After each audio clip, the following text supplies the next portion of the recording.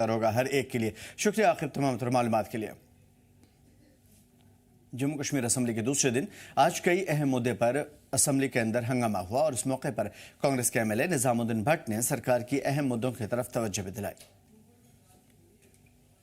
कई सारे ऐसे मुद्दे थे जिसके ऊपर बातचीत करने की बात कही गई। हालांकि कुछ चीजें इनकार कर दी गई, लेकिन कुछ मुद्दों पर बहस हुई। ज्यादातर मुद्दे पे तनाज़ा रहा और हर एक एमएलए ने अपने अपने इलाके के मसाइल उठाए। कमेटी में आपने फैसले लिए थे जिसमें हर जमात के लोग शामिल थे।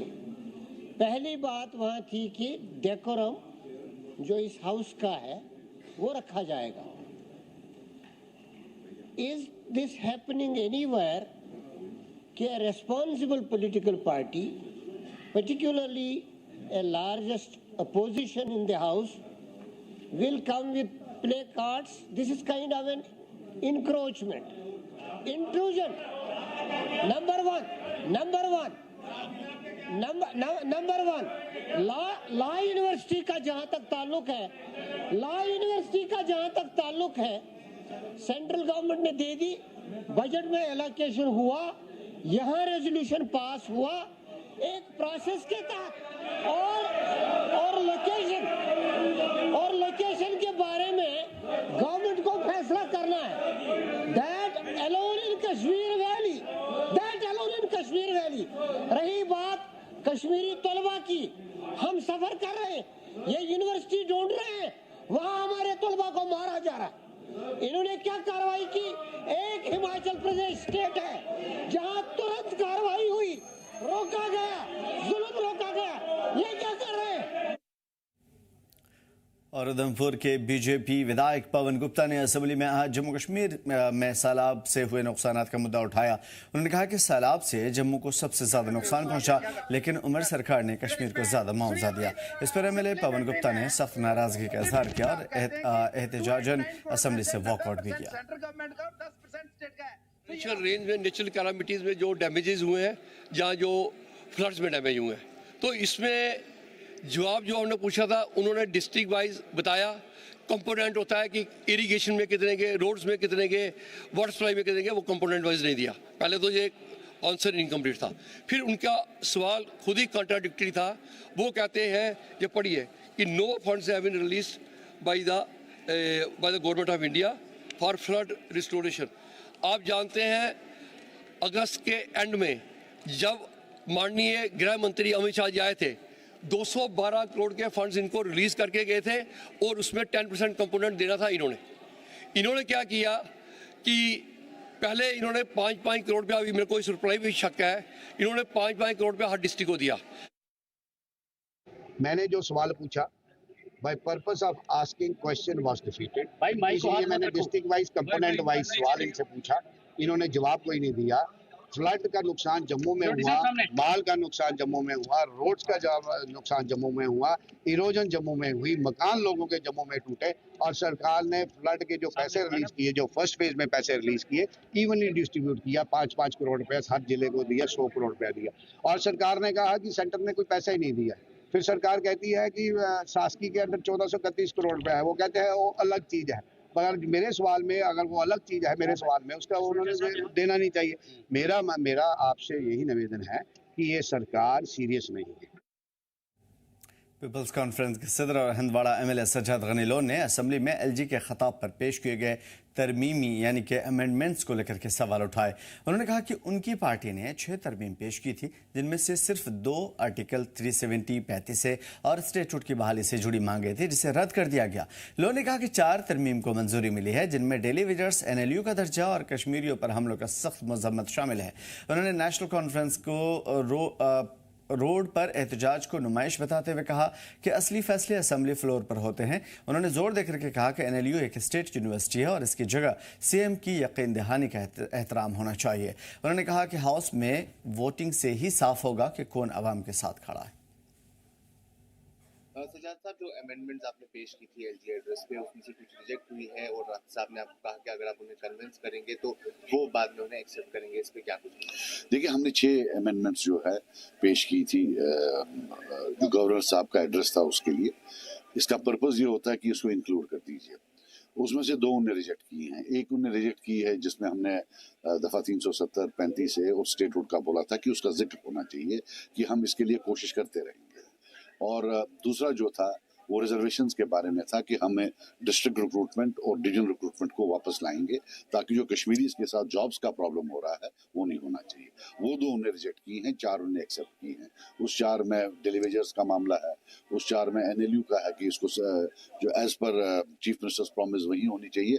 और सबसे बड़ा जो है इसमें ये भी इंक्लूड है कि जो कश्मीरियों के ऊपर अटैक्स हो रहे हैं, स्टेट गवर्नमेंट का क्या रोल है, उनने क्या क्या बातें की हैं विद अदर स्टेट गवर्नमेंट्स, और कंडेमनेशन कि भाई ये नहीं होना चाहिए। अपने ही मुल्क में लोगों को अगर मारा जाए, सताया जाए तो वो कहाँ जाएंगे।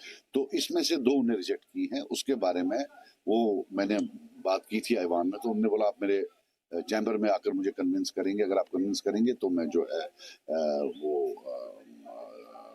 इंक्लूड करूंगा। लेकिन बात है मैटर जो कानून होता है, कानून ब्लैक एंड व्हाइट नहीं होता है, उसमें काफी ग्रे एरियाज होते हैं।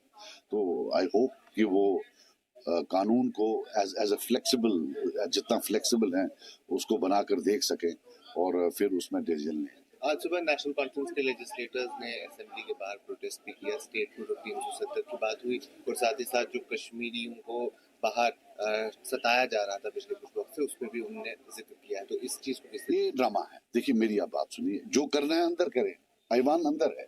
जो आर्काइव्स कल 100 साल के बाद भी देखे जाएंगे वो अंदर के देखे जाएंगे, बाहर के नहीं देखे जाएंगे। ये जो इंटरव्यू है ये आर्काइव का हिस्सा नहीं बनेगा। जो हमने अमेंडमेंट्स की हैं, और सबसे बड़ी बात है अब amendments will be put to vote. If they favour all this, let them vote for it. अब जो है हमने वो वोट, क्योंकि अगर वो वोट हुआ, वो कामयाब हुआ, तो वापस जाएंगे LG ऑफिस, तो वहां से फिर रीड्राफ्ट करके आएंगे। Late them vote for it. अगर वो सच में है, देखिए इसी नाम पर तो यहाँ आए हैं असेंबली में। हमें तो एक ही मेंबर आया, अल्लाह का लाख करम है ये, इन्होंने इतना सच बोला कि हम तो खत्म ही हो गए। लेकिन अब अगर आए हैं तो ये वोट दें जो हमने अमेंडमेंट्स की, if they really believe in it. बाकी यहाँ बाहर करने से क्या होगा। नेशनल लॉ यूनिवर्सिटी NLU पे आपने जैसे कहा, देखिए LNU जो है यहाँ अनफॉर्चुनेटली इनको ये भी नहीं पता, मोस्ट ऑफ द मेंबर्स साहिबान को, कि स्टेट यूनिवर्सिटी है, नाम इसका नेशनल है। ये हम भी तब मंत्रालय में थे, हमारे कैबिनेट में ये अप्रूव हुई है 18 में। और जब चीफ मिनिस्टर साहब ने एक एश्योरेंस दी है तो at the end of the day इस पोस्ट की एक सैंक्टिटी है, उसको कॉम्प्रोमाइज नहीं किया जा सकता है कि नहीं जनाब इसको वहां लाओ, इसको यहाँ लाओ, ऐसी कोई बात नहीं। बाकी और इसका कोई बजट कोई हजारों करोड़ नहीं है, 50 करोड़ है शायद। So it's a very simple thing, छोटी सी चीज पर इतना शोर उठाना, और वो भी वो लोग जिन्होंने एक मेडिकल कॉलेज के डीरिकॉग्नाइज होने पर मिठाइयां बांटी हैं। अब अगर मुझे रेडिकलिज्म के बारे में सीखना होगा तो मैं उन भाइयों के पास जाऊंगा, लेकिन पढ़ाई तो वो तो दूर की बात है। वो पढ़ाई के बारे में क्या बोले, वो इससे दूर ही रहे तो अच्छी बात है। आपने बोला भी है, बोल भी रहे हैं अपने डेली के बारे में, इस एड्रेस में कल मेंशन नहीं किया गया, कुछ का मेंशन नहीं किया गया, उस पे क्या कहेंगे। मैंने उसी के लिए अमेंडमेंट्स लाई हैं हमने, we let them vote on it, then they would know who stands where. Sajad साहब, जो अमेंडमेंट्स आपने पेश की थी LG और जम्मू कश्मीर असम्बली का बजट सेशन इस वक्त भी जारी है। सेशन के दूसरे दिन आज असम्बली में LG के खिताब पर चर्चा हो रही। इस दौरान कई अहम मामलों पर बहस भी हुई और इस मौके पर NC MLA तनवीर सादिक ने कश्मीरियों को बाहरी रियासतों में हरासमेंट करने के मामले को अफसोसनाक बताया। मैं गाड़ी में आ रहा था तो अभी पता चला कि एक सीनियर कपल जो है कश्मीरी का, सहारनपुर में उनको भी अरेस्ट किया गया है। तो मुझे लगता है ये बार बार एक नया फैशन बन गया है कि कश्मीर के मुसलमानों को और कश्मीरियों को खासकर बाहर जो भी कोई रियासत है उसमें हैरेस किया जाए। मुझे लगता है कि ये गलत है। मैंने परसों भी बोला, अब वक्त आ चुका है कि इस मुल्क के वजीर आज़म, इस मुल्क के गृह मंत्री को इसके ऊपर बात करनी चाहिए और अलग अलग जो स्टेट्स हैं उनको एक हिदायत जानी चाहिए कि ये गलत है। ये एक नया ही पेट्रियाटिज्म का प्रूव करने के लिए आप एक कश्मीरी मुसलमान को पीटते हो और मुझे लगता है ये बुनियादी तरीके से गलत है। NC MLA तनवीर सादिक ने अमेरिका ट्रेड नई पॉलिसी पर भी अपने रद्दमल का इजहार किया और कहा कि मुल्क के मफाद में हम हर फैसले की हिमायत करते हैं। जैसे अमेरिका और भारत के बीच में एक ट्रेड डील हुई है, टैरिफ को लेकर क्या करें? अगर कोई भी चीज, कोई भी डील इस मुल्क को फायदा देती है तो उसमें हम उसको सपोर्ट करें। इस मौके पर एनसीएमएल तनवीर सादिक ने स्टेटहुड की बहाली पर अपने रद्द-ए-अमल का इजहार किया और कहा कि असेंबली में कई अहम मुद्दे पर बातचीत होगी। हम एक यहाँ अभी प्रोटेस्ट करेंगे, बहुत सारे मुद्दे हैं। स्टेटहुड का मुद्दा है, हम समझते हैं कि स्टेटहुड अब वक्त आ चुका है, जो अप्रोप्रिएट टाइम कह रहे हैं, मुझे लगता है अब अप्रोप्रिएट टाइम आ चुका है स्टेटहुड देने का। जो जिस तरह कश्मीरियों पे हमला हो रहा है बार उस पे, जिस तरह यहाँ श्री माता वैष्णो देवी कॉलेज को बंद किया गया उसके ऊपर, और बाकी भी जो इश्यूज हैं जो जम्मू कश्मीर के साथ है उसके ऊपर हम यहाँ सिटिंग प्रोटेस्ट अभी करेंगे। और हम ये चाहते हैं कि जो हुकूमत हिंद है वो हमारी बातें सुने। और बडगाम से पीडीपी एमएलए मुंतजर मेहदी ने नेशनल लॉ यूनिवर्सिटी के मुद्दे पर भी अपने रद्द-ए-अमल का इजहार किया और कहा कि कुछ लोग इसे मुद्दा बनाकर एजुकेशन पर जबरदस्ती सियासत कर रहे हैं। तक नेशनल लॉ यूनिवर्सिटी का ताल्लुक है, इसको खामखा पोलराइज किया जा रहा है। आपने देखा कि कैसे यहाँ एक फैशन चल पड़ा है कि एजुकेशन को कम्युनलाइज करे, एजुकेशन को वेपनाइज करे। उसकी आपने एक मिसाल देखी कैसे मुसलमानों को एम्पावर करने की जो अटेम्प्ट है तो वो रोकने में उन्होंने एक कॉलेज ही बंद किया जब उनको लगा कि यहाँ मुसलमान या कश्मीरी अपनी काबिलियत से यहाँ एडमिशन ज़्यादा ले रहे हैं। वो रोकने के लिए उन्होंने एक कॉलेज ही बंद करा दिया, जिसका मकसद यही था कि किसी भी तरीके से मुसलमान हो या कश्मीरी हो वो एम्पावर ना हो। उसी दिशा में ये अब और एक NLU को वेपनाइज किया जा रहा है, कम्युनलाइज किया जा रहा है। हालांकि on the floor of assembly resolution भी इसका इस हवाले से पास हुआ था लास्ट अक्टूबर 2025 में। मैं उम्मीद करता हूँ कि जो रेजोल्यूशन यहाँ पास हुआ है, जो यहाँ पर बात हुई थी on the floor of assembly, वही होगा। और NLU जो इन्होंने वादा किया था कि बडगाम की ओमपुरा में ही एस्टेब्लिश। और इस मौके पर आगा मुंतजर मेहदी ने मीडिया के सवालों का जवाब भी दिया और कहा कि एनसीए सरकार ने लोगों के साथ जो वादे किए थे अब तक पूरे नहीं हुए, हम इसे असेंबली में उठाएंगे। हमारा फोकस यही रहेगा कि हमें पहले देखना है कि जो दावे हैं सरकार के, क्या वो ज़मीन पर उतरे हैं।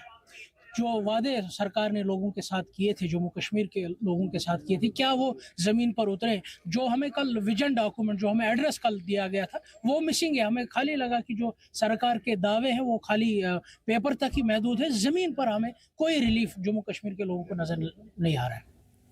एनसी कांग्रेस के बीच में बढ़ी ही दूरियों पर अपने रद्द-ए-अमल का इजहार करते हुए जो कि PCC सदर तारिक हमीद कर्रा ने कहा कि हमारे बीच में कुछ खटास नहीं है, सब कुछ बेहतर है। हमारा एक साझा प्रोग्राम है, हम हर अच्छे बुरे के साझे शरीक हैं, तो उसमें कुछ हमारे कंसर्न्स थे, जिन कंसर्न्स को लेके हम उनसे बात की। और अलायंस पार्टनर्स में अगर आपस में बात नहीं होगी तो फिर किस में होगी। तो ऐसा कुछ नहीं है, जो हमारी सेंसिटिविटीज थे, कुछ कंसर्न्स थे, उसको लेके हमारी बातचीत उनके साथ हुई। और Kashmir trade and manufacturer federation के TMF चीफ हिलाल मंडू ने बजट और बिजली एमनेस्टी को लेकर के सरकार पर हमला किया और उन्होंने कहा कि बिजली एमनेस्टी आम कारोबारियों के लिए मुनाफी है और उन्होंने जम्मू कश्मीर के बजट में ट्रेड सेक्टर के लिए लाजमी राहत की मांग भी की। ये जो गवर्नमेंट ऑफ इंडिया ने कल हमारे ऑनरेबल फाइनेंस मिनिस्टर ने जो बजट पेश किया है, उस हम अपने पूरे जम्मू कश्मीर की तरफ से बात करेंगे on behalf of president Kashmir traders and manufacturers federation. तो जो स्केल ऑफ द बजट है, पिछले बजट से 2000 करोड़ ज़्यादा मिल गए हैं यूटी को। तो इसमें ये चीज़ है कि अब देखो, ये जो स्टेट के अभी तो हमने देखा ही नहीं है। अभी आज हमारे ऑनरेबल चीफ मिनिस्टर भी बजट पेश करने वाले हैं, तो 6 तारीख को वो उसका पिटारा भी खुल जाएगा।